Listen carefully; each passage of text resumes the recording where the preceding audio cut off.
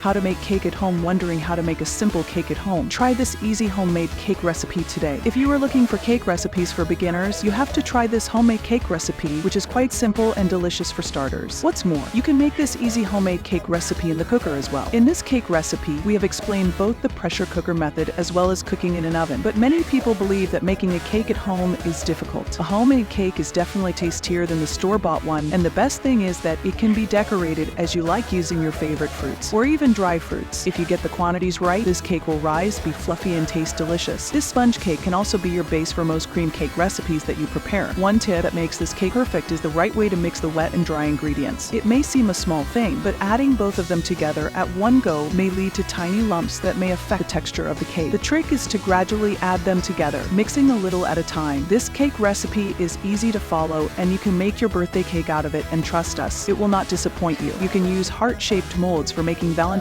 Day or anniversary cake. If you want to make this sponge cake creamier, replace half of the milk with condensed milk. Ingredients of homemade cake servings: 3 cup all-purpose flour 1 and a half cup powdered sugar 4 egg, a half cup